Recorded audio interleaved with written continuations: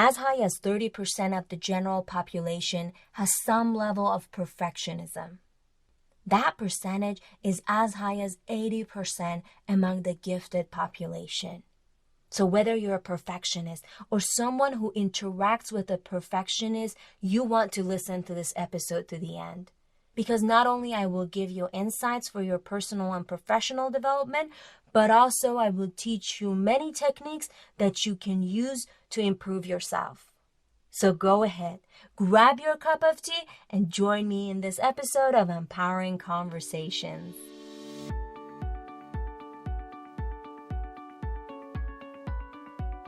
Hello and welcome to the Empowering Conversations podcast, a place to get inspired, challenged, and empowered by stories of immigrants who build their success from zero.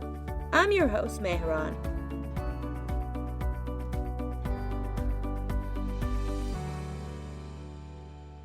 Mo is always late to submit his work. Nothing is good enough for him. If something goes wrong and he makes a mistake, he will try his best to hide it. He's worried about failure. Mo doesn't want to fail his boss, his company, so he works overtime. Despite his work ethics, his growth has been really slow though. He doesn't feel comfortable sharing his ideas because he's been labeled as an overly critical individual, the negative person, the glass half empty type of person. His work-life balance is completely off because of the amount of work he takes on. Rarely he has time for his family, his friends, and even his kids. He's considered a workaholic. He feels lonely at times. And sometimes he feels depressed. For him, the pressure is on all the time. For him, his kids have to attend the best colleges or he fails as a parent. So he looks for the best classes for them and pressures them to perform in every class they take, even if they consider it a hobby. He constantly criticizes them to improve and rarely passes a praise. A+ is the only grade he accepts, especially because he's an immigrant and he had to work extra hard to be where he is. Mo is constantly stressed. He doesn't enjoy his children. He doesn't enjoy his family. He doesn't enjoy his work. Nothing is ever good enough for him.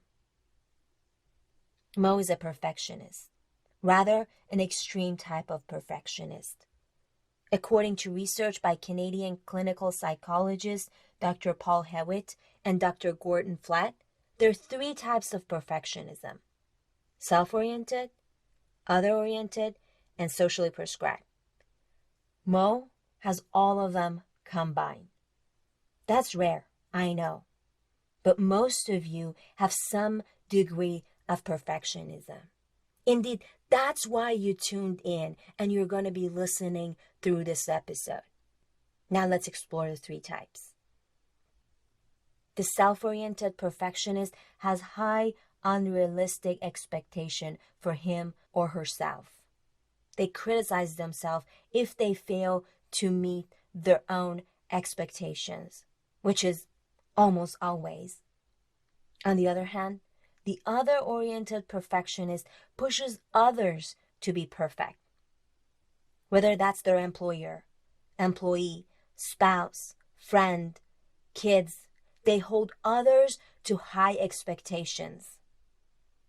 Finally, socially prescribed perfectionists believe that the society has high expectation for them.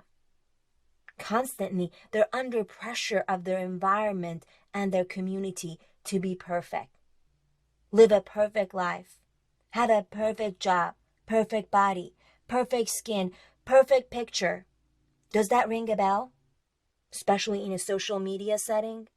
Unfortunately, what drives perfectionists are their constant need for approval from others.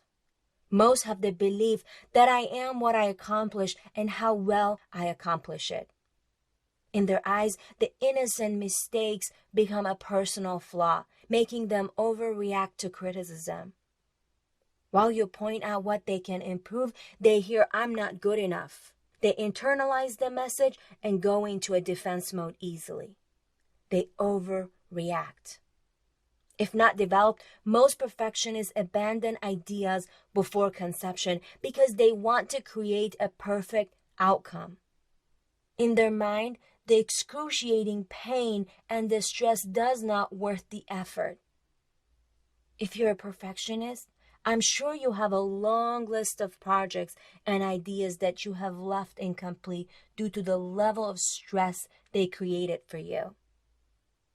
Plus, in the fear of making a mistake, a perfectionist procrastinate. This adds to their work list and further adds to their stress.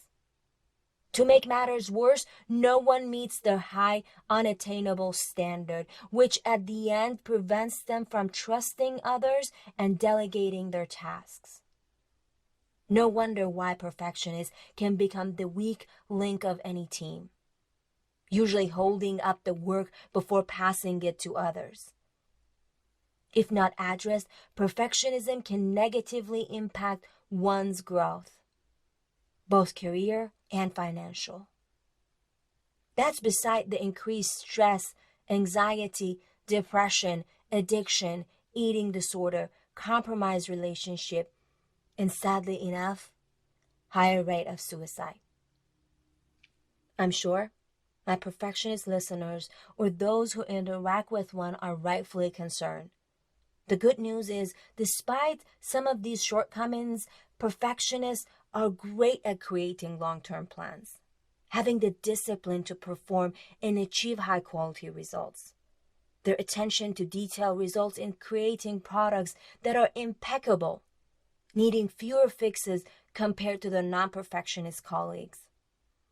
Their analytical skill and ability to find flaws in any situation is highly desirable in certain jobs. In fact, many successful people like Steve Jobs, Leonardo da Vinci, Serena Williams, Martha Stewart, James Cameron admitted being perfectionists. They're jobs that require you to be as meticulous, analytical, and detailed as a perfectionist. For example, an accountant, a court reporter, or a lab technician. So if you're a perfectionist, choose the job wisely. And if you're in the middle of your career, invest in developing yourself. Later in the show, I will offer solutions to do so. Before we move to the roots and the solutions, I have to make an important distinction. Perfectionists differ greatly from those looking to improve on regular basis, those who value learning and strive for excellence, those that seek criticism and fly with it, trying to improve their previous version. Whether that's their product, their behavior, their body, they look to improve every day. They enjoy the process. The main difference here is the perfectionist ties the outcome and the result with their self-worth. I bet you're not taking your perfectionism so lightly now, and I highly doubt you mention it in your next interview. If you are someone who's committed to self-development and would like to learn whether you're a perfectionist or not, I've provided a link on the show notes so that you can assess yourself. Because as explained before, there can be a fine line between someone who's committed to excellence and a perfectionist. Now let's get into the root cause of it. As a perfectionist, I often wondered whether it's a woman thing, or whether my society, my culture, or my perfectionist dad trained me. This was to help me break the cycle and raise a child that doesn't put so much pressure on himself. And of course, to be able to enjoy my life more. Now let me share what I found. Unfortunately, women are more likely to be perfectionists. This is not new to us women, right? We apply to a position when we are 100% qualified compared to 60% for men. We are more critical of ourselves and have less tolerance for mistake. Does this impact our work, our growth? Absolutely it does. Who wants to be managed by someone that cannot delegate, that doesn't trust and can't tolerate mistakes? To it, add the cultural expectation that others have for you. And if you're a working parent, add the expectations that the community, your parent, your spouse, and unfortunately, other women have for you. My next question was, does culture play any role in this? As it turns out, research shows Asian Americans are generally more perfectionist compared to Caucasians. They have a higher level of concern over mistakes, higher level of doubts about actions and the decisions they make. As parents, they're more critical of their children's actions. Combine that with the higher expectation they have for their kids' academic achievements. Should we even talk about the authoritarian parenting style and how that exasperates the situation? The research shows while strict parenting and culture plays an important role in raising a perfectionist child, our society as a whole advocates for perfectionism. Compared to a decade ago, we're putting a higher focus on a picture-perfect life, individualistic achievements, and social status. We need to be a certain way in order to be accepted. Look at the people you're following on social media.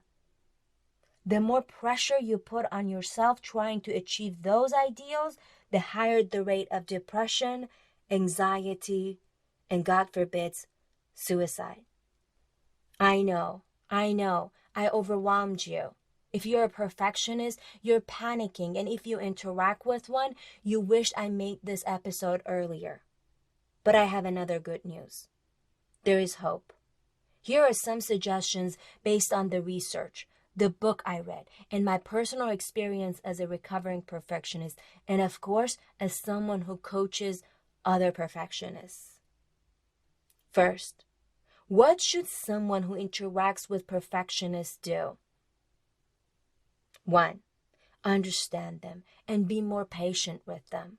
Constantly remind yourself that being perfect stems from their inner desire for approval. They are stressed and anxious, more than you can ever imagine. Believe me, I speak from personal experience. 2. If you need to give a feedback, for example, in a job setting or at home, make sure you do it delicately, because perfectionists internalize the mistake and will react. But this doesn't mean you should avoid such situations, because your feedback is what they need to develop themselves. Harvard Business Review suggests giving negative feedbacks first, without sandwiching it between positives, because negative is what the perfectionist will hear. Now here's a trick. You can open the conversation with, I'm not sure how to talk to you about how you can improve your performance. And you can go on. Or, what guidance would you give me about how to give you feedback? Try these, but ultimately find something that works for you. But don't hold back. 3. Help them understand the big picture, what the priority is. Often, perfectionists get so tangled up in detail that they forget about the bigger picture, the overall goal, the cost of waiting, the price of the perfect outcome. Remind them kindly, gently, but firmly. 4. Give them a task according to their potential. As a leader, you should learn your people. If you have a perfectionist in your team or at home, give them a job that requires a great level of detail instead of tasks that require coordination with others, because you know that's not their strength. Now let me summarize. 1. Understand their suffering too. 2.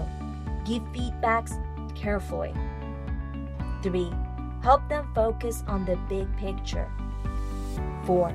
Delegate tasks according to their strength. Now, the minute all of you have been waiting for. What can the perfectionist do? How can they achieve more while they're enjoying their life? Here are 5 tips. 1. Break up your big goals into smaller steps.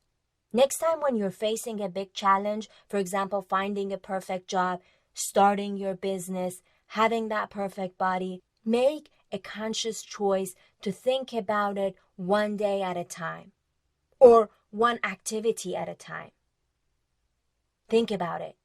If I had to think about making this podcast for the rest of my life, doing the work that I do every week, I wouldn't be able to do it. I would give up tomorrow. Instead, I only think about the next Sunday, the next episode. That's how I can do it. And I learned this from Brené Brown in her book, The Gift of Imperfection. 2. Once you make a big goal into small milestones, make sure you celebrate the small successes you have. Celebration doesn't come naturally to us perfectionists, simply because nothing is ever good enough for us. To ensure you don't go haywire, define early on what is a good enough outcome for every step of the way. And once you achieve it, celebrate it. If you can't, make yourself accountable to someone else, perhaps a group of friends. And by the way, initiating something is a huge success for us perfectionists. So don't take it lightly. Make sure you celebrate that. 3. Admit that you cannot do everything. You need to delegate. And when you do, communicate the desired outcome to others, whether that's your team or your family. And don't forget to allow others the time and space they need to develop their skill while letting go of the expectations you have for them. Because if you don't, you will be overloaded, you will be stressed, and you will burn out. And eventually, you will fail, either at work or in your relationship at home. 4. In your efforts to delegate, learn to do the best 80% you can do and leave the 20% for others to complete. This technique is especially important in group setting. It is important to note that this does not mean doing a less detailed job. As we all know, there is no end to improvement, especially for the detailed eye of a perfectionist. The purpose here is to allow others to give their input while freeing up their ego. 5. Be compassionate with yourself and be compassionate with others. A mistake is not a personal flaw. Not for you, not for anyone around you. Learn to look at the mistake as a necessary learning step. Keep in mind that everyone does their best based on the information they have at a time.